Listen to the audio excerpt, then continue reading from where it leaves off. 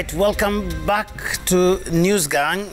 Ladies and gentlemen, we need to move to BBI. I say move to BBI, but BBI doesn't seem to be moving much, or at least it's moving in circles.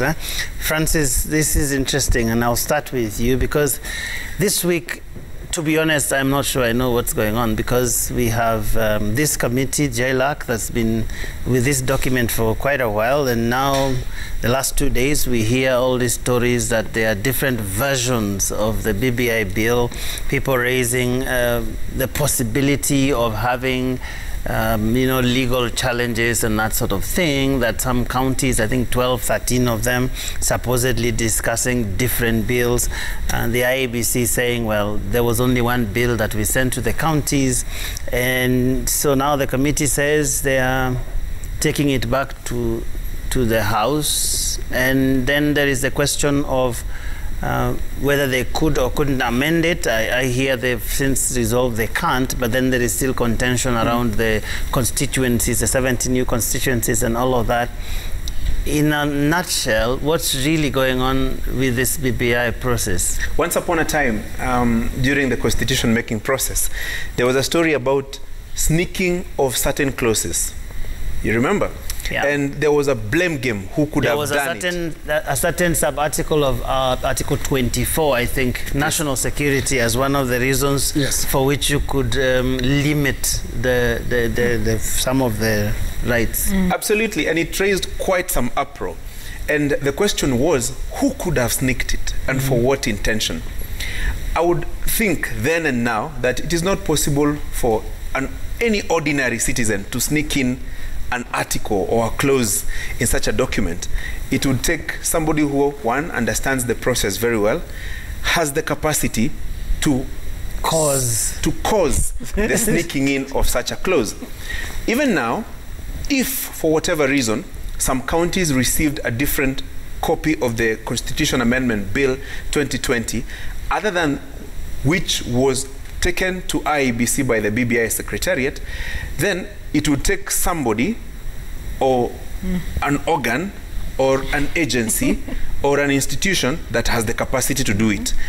Otherwise, it would not be possible for any ordinary person to cause the discussion of a different bill at the county assembly, and more so 13 county assemblies. Yeah.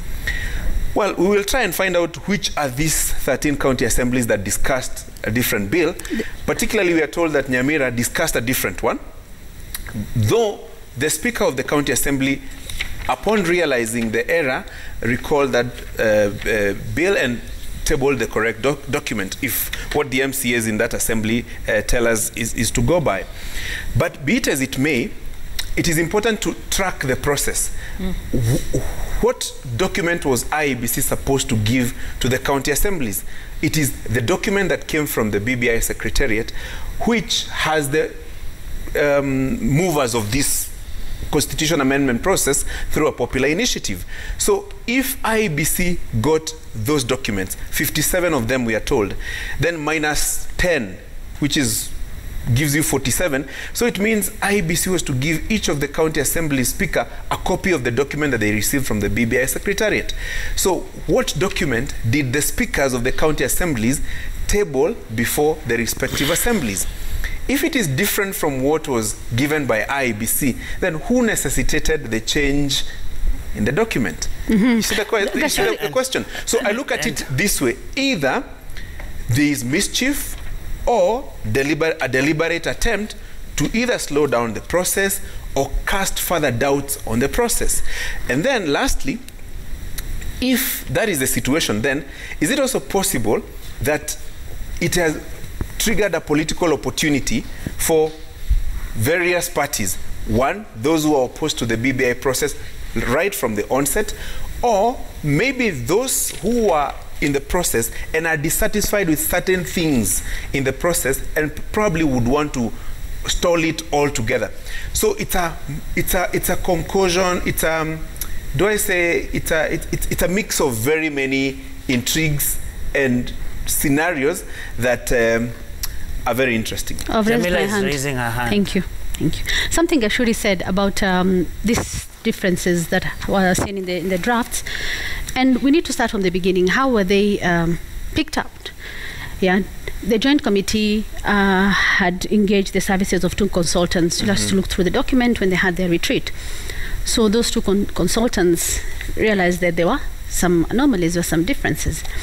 And then now, of course, now they say there are 13 counties. I was reading an article today online, and they had named some of those counties. I don't know if we can verify if they were. There's Tharaka Nithi, there's Murang'a, there's Nakuru, there's Mandera, Turkana, Embu, and Nyandarua are among the ones that got the correct draft bill.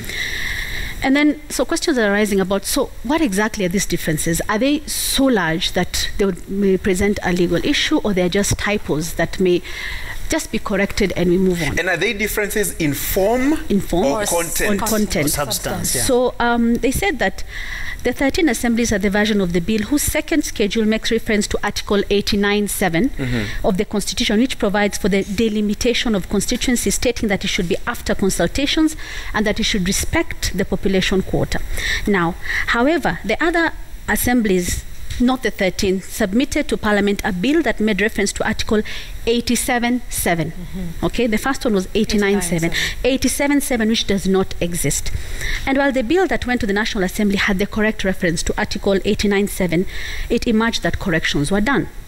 The one tabled at the Senate had the reference to the non-existent article. That's 1. And 2, in the section that wants to amend Article 97 on how MPs will be nominated to Parliament, the Senate version of the bill makes reference to a non-existent Clause 3 when it meant Clause 2 as correctly captured in the National Assembly draft. So those are some of the differences that emerged when this document was scrutinized. So the question is, how big are these differences? Are they, as you said, substance, or are they that can be corrected? Like, just do they make material Do they difference? make a big difference in the document? Because the whole idea in terms of such a document is that you cannot make any changes at this point. It's too far gone for you to try and make any difference. Because remember, these documents are supposed to have been approved by people. So what are you trying to say that about what they want? Because when they passed this document, they passed it with the agreement that this is what is contained in it. So if you make any changes, what are you trying to say about what was passed?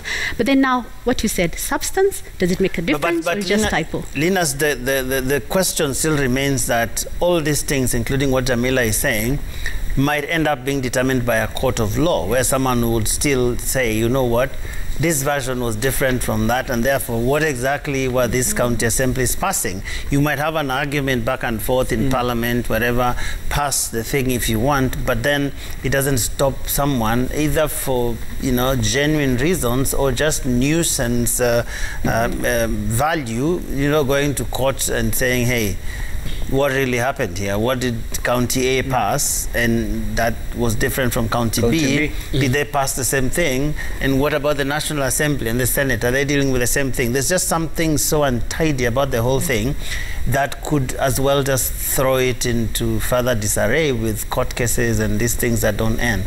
It's not been a good week for BBI, basically. Not at all. And look, our gangster at large, Mohammed Walie, was asking on Twitter, all he wants to know is which draft did Baringo County reject? If there are so many versions. They have been given the wrong one, so they're saying, no, that's not what we meant. Yes. But true, the net effect of the current conversation and the emerging developments is a delay of the process. Remember, there were timelines that are now practically maybe not possible to meet by BBI. There was talk of having a referendum either between... Actually, by June. By June. June, yeah. Does this look like a possibility? I don't think so. Because remember, before the emergence of this talk of 2 or several drafts of this bill, there were differences also on whether Parliament can amend the document and improve it, as some of them were saying. So the first impact this has is on the timelines. So it's in a matter of days, people will start talking about the possibility or otherwise of actually having a referendum about the BBI draft bill.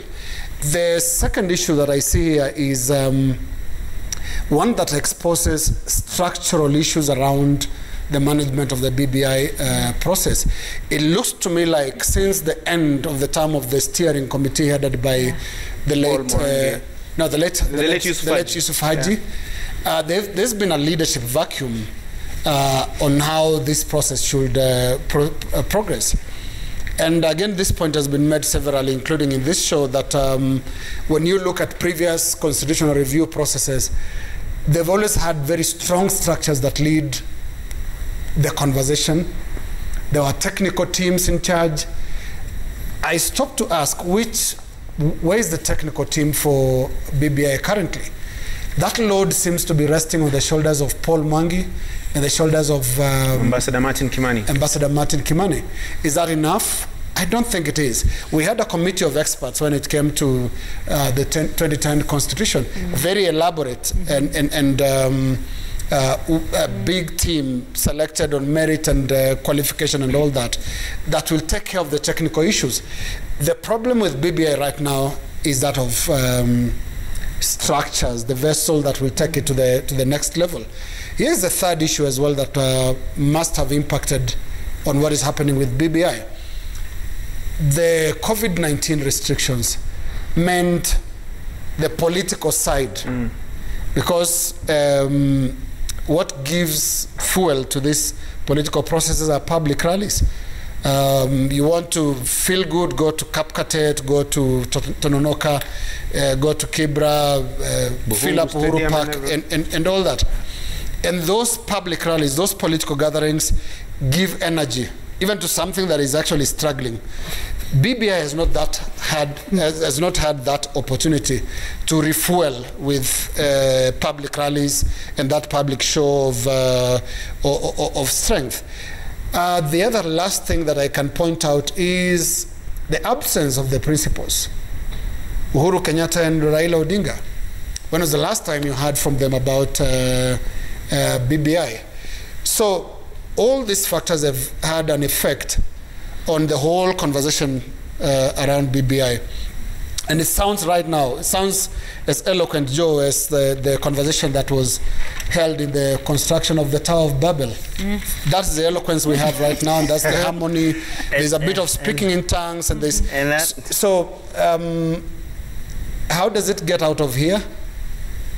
Honestly, I don't know. It might require the intervention of the principals themselves, that is Uhuru Kenyatta, the president, and former Prime Minister Raila Odinga, and say, this is what we need to do to shepherd the process back to the rails. Because so many things have happened that the process is actually struggling now with a lot of things. And the current development, what we've just discussed about the emergence of various copies, means there is a credibility issue as well on what document is it that we are going to take to Kenyans for the referendum. Absolutely, and that is where my questions come in, because, guys, what these people are attempting to do is amend the Constitution of Kenya, the supreme document that guides the country. This is not an amendment, you know, to an act of parliament. This is not a bill that is in parliament.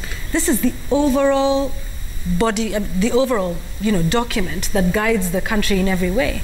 And so in certain ways, you find then that these little issues are rather embarrassing. Correct me if I'm wrong around, you know, this table, that part of what the IEBC is supposed to do in the beginning when they receive the bill together with the signatures that back it is two things. First of all, of course, verify that the signatures have met the threshold of 1.5 and that they are of, you know, registered voters. Yes, but they're also supposed to make sure that the bill meets the requirements. Wouldn't it be at this point that the IEBC would go through the entire bill and say, hey guys, this bill, this act that you are referring to on page 257, does not exist. There is this thing here, just at least in terms of, you know, the editorial, the typos that would be there. And then from that moment, then, you know, certify that it is okay and pass it on to the county assemblies. I think, like Linus has said, so we have reports of these bills, that are different. So what is it that they have presented to the speakers of both houses? What is that we now hear next week? Is it that they're calling for, a special sitting? What is it they're going to be discussing? What bill is it that the IEBC is going to form a referendum question on that requires us as voters to say yes or no? How is it that some of these issues were only realized now at this point? Yeah, at this very critical juncture. And I just want to add that, this, like you said, could lead to further litigation in this case. In fact, one of the issues that is before the court, and we're waiting for their judgment in those 7 petitions that were before them, is the manner in which the county assemblies, passed these bills. Like, did they do it in the right way? Was there public participation? And we know that if the court agrees with the petitioners that, this indeed did not follow the procedure, then we know that that process would have to begin afresh. And then now here is another thing that's even saying that, there's a difference in the bills. Just going further to make sure that this is it. For a process that we were told was born of a constitutional moment that was present in the country, of a need to change, this law, it's been rather poorly handled. Then you even saw the other issues of the MPs saying, oh, but we want to have, a say in the bill, and we can't possibly be doing that.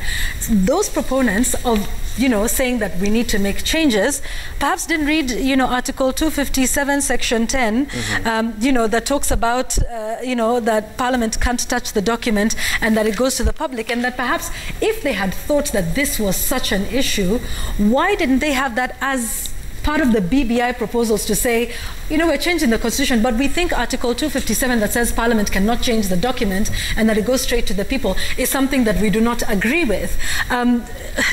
There's just so much mess around what is supposed to be our sacred document by people who claim to want good for the country and who discern a constitutional moment. It's been handled rather untidily.